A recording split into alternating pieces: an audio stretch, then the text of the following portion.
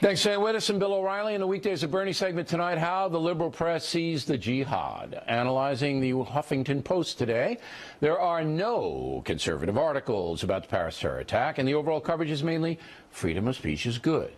In the New York Times, the overall theme, don't get mad at Muslims. Joining us now from Miami, the purveyor, BernardGoldberg.com, Mr. Goldberg. Now, I'm oversimplifying, but just a little, correct? Yeah, I think what liberals, whether they write for the New York Times or merely read the paper and not in agreement, I think what liberals are really worried about, Bill, is simply a backlash against American Muslims, innocent American Muslims.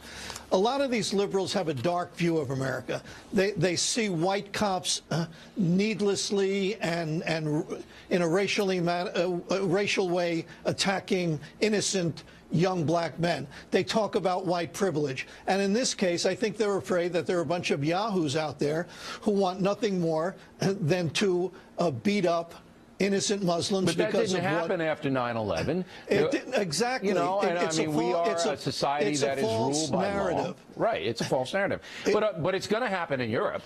You're already seeing it. You're already seeing, you know, in Germany, right, even in Sweden.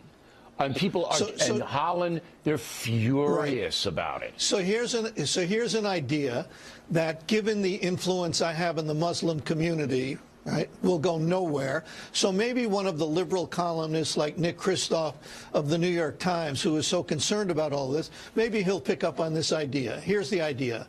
1 million Muslim man march on Washington, on Paris, on London, on Madrid, on Cairo, on Riyadh, and on every other capital in the Arab world, so that they say, not because they've committed any crime, but because they're the good Muslims, the ones who say, you are not going to get away with doing this. Don't slander Islam by your violent tactics. That would be great. You know, we asked Kristof to come on because he's the biggest apologist in town about Muslims. You know, how dare you impugn Islam, blah, blah, blah, blah, blah, blah, blah.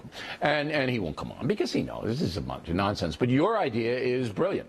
So if the Muslim community, well, thank you. Let's start in London, because that's where you have concentrated in a very, very small area.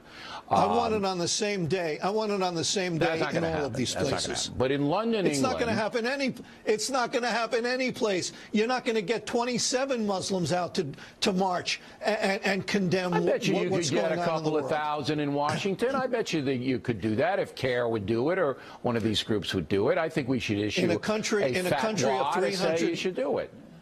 In a country of 315 million people, you get a couple of thousand people out but to even march that would for be anything. Better than nothing. I would like to see that.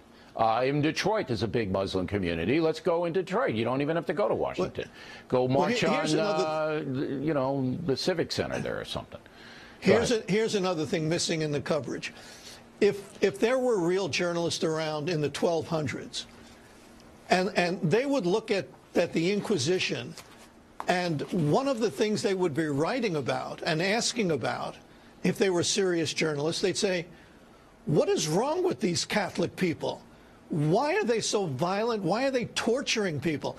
There'd be some curiosity about what it is in that religion that made people do those things. You don't see that curiosity in American journalism today about Islam.